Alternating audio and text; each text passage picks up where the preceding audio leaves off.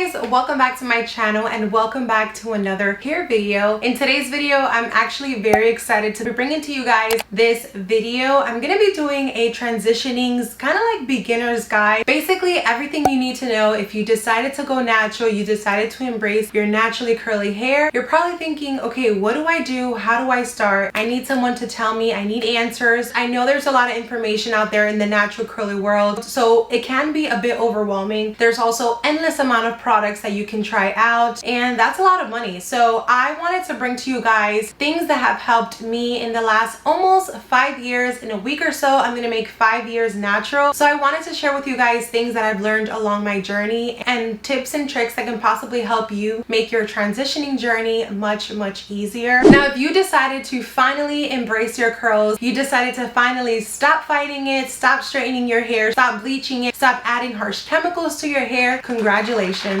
Welcome to the club. We love you. We're very excited to have you crossing over on this side, finally embracing your curls, and we are all here to help. I'm just the voice, but there's so many people here that follow me or on YouTube or Instagram that are full of knowledge and also have different hair textures, so have different stories to kind of tell, and always give great advice. I wrote down 6 tips that I think would be very helpful for you if you are finally starting to transition and you really don't know where to start, you don't know what to do. So I wrote down 6 tips that I'm going to be sharing with you guys. Before sharing with you guys these tips, my first disclaimer I said I had to say is do not compare your curls to me. Do not compare your curls to anyone you see on Instagram, Facebook, TikTok, Twitter, anywhere. You are you, and believe it or not, although our curls can look very similar, we have different porosity. Your hair may be high porosity, my hair is low porosity. So don't compare your hair, because if your hair doesn't look the way my hair looks, or if your hair doesn't look the way someone else's on YouTube looks, you're gonna be led to disappointment and you're gonna feel like, oh, I hate my hair doesn't do this, why can't it look like that? And you're already bringing in like that negative energy to your hair, and you don't need that, okay? Your hair is beautiful, your hair is unique to you. God carefully orchestrated the way he wanted your hair to look like, and it may not look like mine, and that's okay. That is the beauty of having curly hair, is that no matter the texture, no matter how tight your hair is, no matter how long or how much shrinkage it has, it's beautiful as long as it's healthy.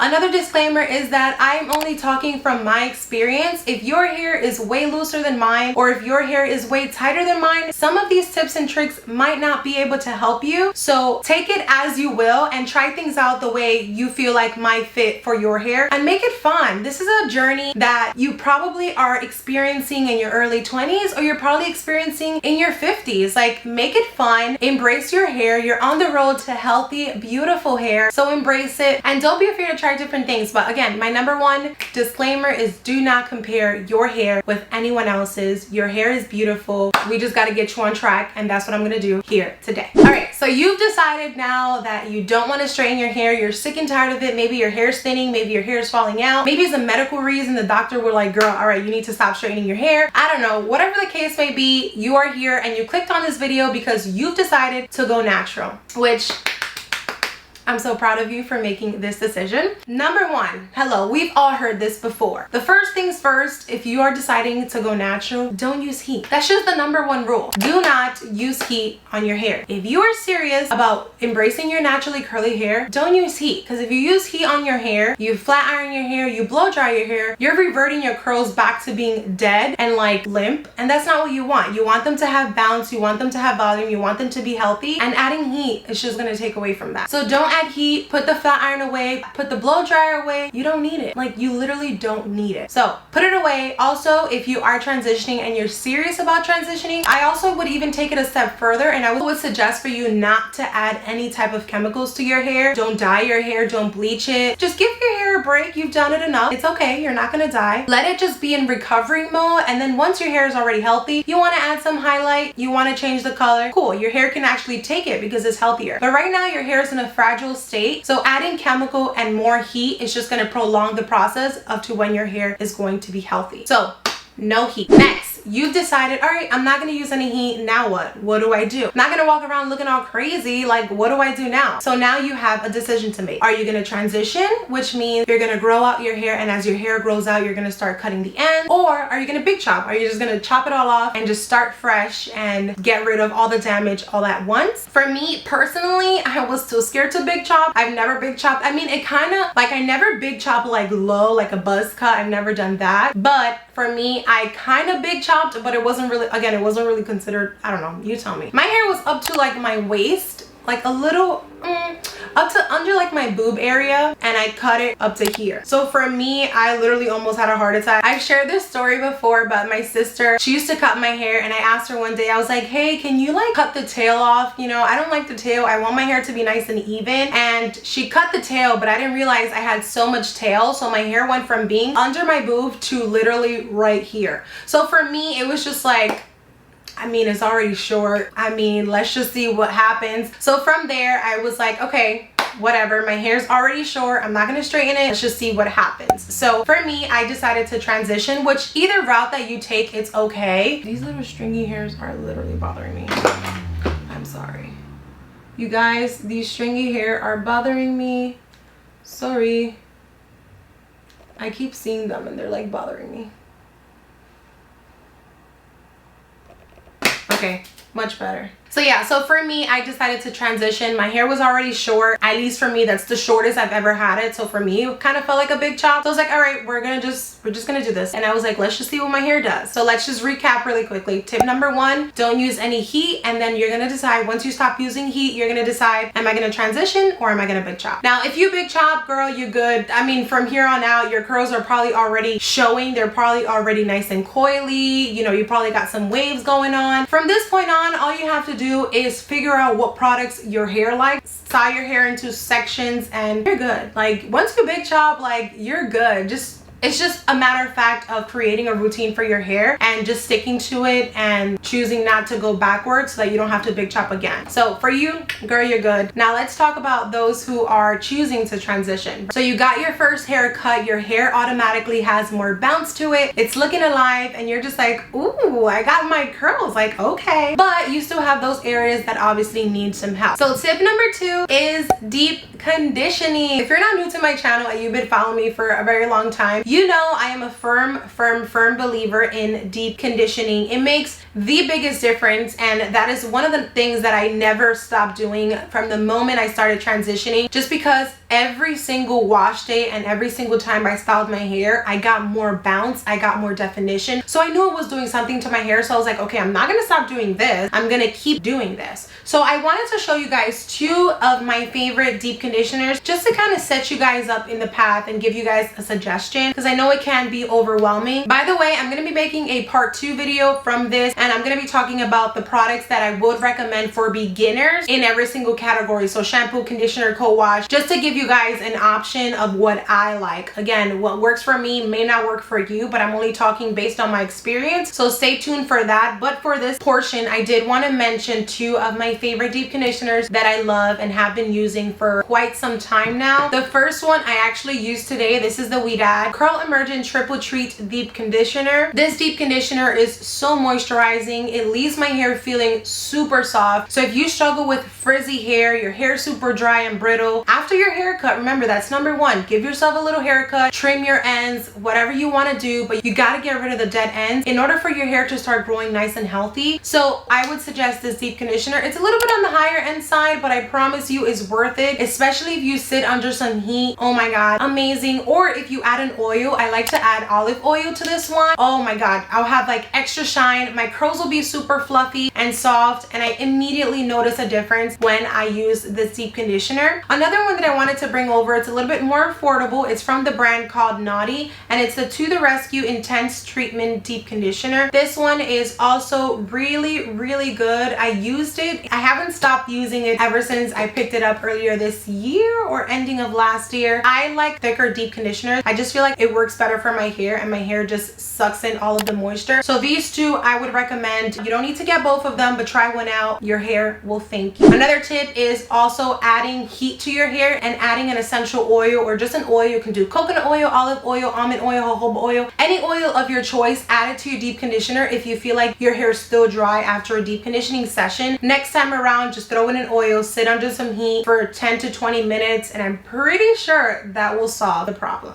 I wanted to just rewind before deep conditioning. Tip number 3 is to co-wash often and shampoo less. Now, hello, I'm Dominican, and in my house, every week we would just shampoo our hair. That's just how it was, right? It was just vamos, a lavarte la cabeza, shampoo 2 or 3 times even. I asked my mom, I'm like, Mom, why did you have to shampoo my hair 2 to 3 times? Like, and that's just how she learned. That's what she learned. That's how she grew up. So you don't need to shampoo your hair 2 to 3 times. Just a tip. You don't need to. I promise you, if you're using a good shampoo, 1 wash should be enough. You don't want to over dry your hair. So I typically shampoo my hair up to twice a month-ish, so every other week, and in between that time I'm co-washing. So if you're new to the natural hair world, co-washing is basically just a cleansing conditioner. So it's not going to be as harsh and stripping as a shampoo, but it is going to clean your hair. I wanted to mention one of my favorite co-washes that I've been loving for 2020, and this is the CurlSmith Curl Quenching Conditioning Co-Wash. I find myself literally reaching for this pretty much every time that I have to co-wash my hair. It's just so good. It's so soft and moisturizing. My scalp feels really nice and cleansed after, and my hair feels really nice and soft. This is a 2-in-1. It cleans my hair without leaving it feeling like hay, but then it also leaves my hair really nice and soft, and I can also detangle with it. It's just like a one product that does it all, and I love it. So I would suggest to co-wash your hair. Another question that I often get is, how often do you wash your hair? So I typically co-wash twice a week, typically, give or take on the week. Sometimes if I'm having a bomb wash and go, I can like rock my curls for the entire week. Other times my hair might need a little refresh, or I put too much product, or it's just looking a little crazy and needs a deep conditioner. I would co-wash. Co-washing is your best friend as a curly girl, and it's going to help maintain the moisture in your hair, which is what you need because you don't want to have frizzy hair. Oftentimes people don't want to transition and people don't want to deal with their natural hair because it's so frizzy. Girl, deep condition and use a co-wash. That is gonna obviously help reduce the frizz, and you're not gonna hate your hair anymore. Great, so we learned how to co-wash, we learned how to deep condition. What's next? Tip number 4 is styling your curls. Okay, so we're dealing with multiple texture here. Remember, we are transitioning. We just trimmed our hair. We have the bounce, but we still have those areas that are frizzy. We still have those stringy pieces, at least for me. Even when I cut my hair, my ends would be curly and then I would have straight pieces in my hair. Like, what is going on here? But that's the damage that the flat iron does and the blow dryer does. So we just have to deal with it, right? So what I do for styling, number 1 technique. If you watch my videos, you know I always section my hair. This is like the number 1 reason why I feel like so many curly girls or people that are transitioning hate their hair, because they're like, oh my god, my hair is a frizz ball, my hair looks horrible, nothing works. Girl, did you section your hair while you were styling it? And I'm not talking about 2 sections. I'm talking about 3 or 4 sections on both sides. Watch one of my older videos. I will link it in the description box below. I demonstrate all the time how to section your hair so that every strand can evenly be coated with product, which is what you want if you want your wash and go to look nice and if you want your curls to last. So once you learn how to section your hair section by section, every strand is saturated in product, you should not have frizz. Now, if you're sectioning and you still have frizz, you're probably not using enough water. So always make sure that you're styling your hair while your hair is soaking wet. That's another big tip. Always style your hair soaking wet and in sections. Typically, if you do that, I mean, you shouldn't have any frizz unless you're using products that your hair doesn't like. Or another alternative is if you are a protective style kind of gal, you can go ahead and do that. Have fun. Do twist outs, do braid outs, do box braids, do hairstyles. I dabbled and dabbled into so many hairstyles, except for like box braids and stuff, but I did a bunch of hairstyles on my Instagram, and that's kind of how I made my transitioning fun. You're dealing with multiple texture here, so you have to figure out what is one way that you can tame it and make it look uniform but cute. You want to be confident while transitioning. You want to make it fun. So do some hairstyles, protective hairstylings, and all that stuff. Another tip that's kind of like tying into the styling portion is finger coiling. Oh my goodness, if I could tell you guys, I used to finger coil my hair so much because I had a lot of stringy pieces, and that's the only way I was able to blend in my curls. So I literally would just finger coil the sections that were either straight and stringy, or I would finger coil the sections that were just frizzy that didn't want to take a curl. So those are the two sections that I would finger curl, and then that typically would solve the problem. Now let's say, all right girl, I'm finger coiling my hair and my hair still looks a hot mess. Like my hair just doesn't want to take a finger coil. Ha ha ha. I'm glad you're thinking that. So another tip that you can do is, if your hair is not taking finger coils and it still looks stringy, is 2 steps. You ready? Take out your notebook and pencil and write this down. So you're gonna finger coil your hair, you're gonna wet plop, and you're gonna diffuse your hair. I know it sounds like a lot, but I promise you it's worth it. So I'm gonna be linking down the wet plopping video in case you guys have no idea what that is, but it's basically once your hair is fully styled, you flip your hair over, you plop it onto a t-shirt, you let all your hair sit on the top of your head for about 10 to 20 minutes so that your curls could set, and then you jump right into diffusing. That's just gonna help lock in the curls that you've created, and it's gonna blend in all well. Like, it's gonna blend nicely, I'm telling you. Those 3 things, finger coiling, wet plopping, and diffusing, you're gonna have a lot of definition, you're gonna have volume, and those stringy pieces, if you don't want a big chop, you can probably blend them and they'll look really nice. So try that out and let me know in the comments down below if it works. Wet plopping, by the way, was tip number 5. I'm sorry I didn't mention that, but wet plopping is a must. I still wet plop. I love wet plopping. It gives me volume, it gives me definition, and my curls just look extra juicy and popping, so why not do it? I love wet plopping. All right, so I'm deep conditioning. I'm not using heat. I'm styling my hair in sections. I'm using good products that have no sulfates, no paraben, no silicone. I would suggest when you start off, you know, stay away from silicones. Let your hair get nice and healthy. I use silicones because my hair is okay with it. It's at a state where it's okay to use silicones, but in the beginning, if you really want to speed up that transitioning, don't use silicone. Try to stay away from it. Once you got all those things together, your hair is styled. The biggest concern is, okay, my hair looks good for day 1, but day 2, I feel like I gotta wet my hair all over again and it looks a mess. Like, it's not as cute as it was on day 1. Like, what's going on? What am I doing wrong? Girl, I got you. I got you. So what you need to do is preserve your curls. I mean, listen, what works for me, again, it may not work for you, but there's some people that are so flawless and so awesome and their hair just loves them that they can go to sleep in a satin pillowcase and their hair will wake up flawless. Unfortunately, that's not the case for me, at least. I gotta go to sleep looking like a whole lunch lady and it's not cute. What I pretty much do is I do a pineapple up here, and a pineapple is simply gathering this part of your hair like this into a ponytail, and then I do the same thing to the bottom of my hair, and then I take a satin bonnet. I got this from Walmart, super affordable, it's under $2, and then I just cut my hair and I sleep like that. My curls will stay in place for the next couple of days. There's no frizz. They come out exactly the way I put them, which is why I love this technique. Other people can just get away with just sleeping with a pineapple if your hair is long enough. That works for some people, it doesn't work for me, but you need to preserve your curls when you're sleeping so that you don't have to hate your hair in the morning and like re-wet it and start all over again, because that can get really frustrating and annoying. And if you gotta go to work in the morning, ain't nobody got time for that. So try to find out a technique that works. Again, this works for me. I've been doing this for the longest time. 2 pineapples, I can preserve the volume up here and I won't elongate my curls from the bottom, and in the morning you'll look really nice and voluminous and pretty much untouched. These are my tips. I know this was a lengthy video. Thank you so much for sticking by. I hope this was helpful. If I forgot to mention something, leave it in the comment sections down below. Your comment can definitely probably help someone else who's transitioning. Let's chat in the comments. Thank you so much for watching this video. Congratulations again for choosing to accept and love and embrace your natural hair. You are beautiful, your curls are beautiful, and they will thank you down the line. Thank you guys so much for watching, and I will see you guys in my next video. Mwah. Bye.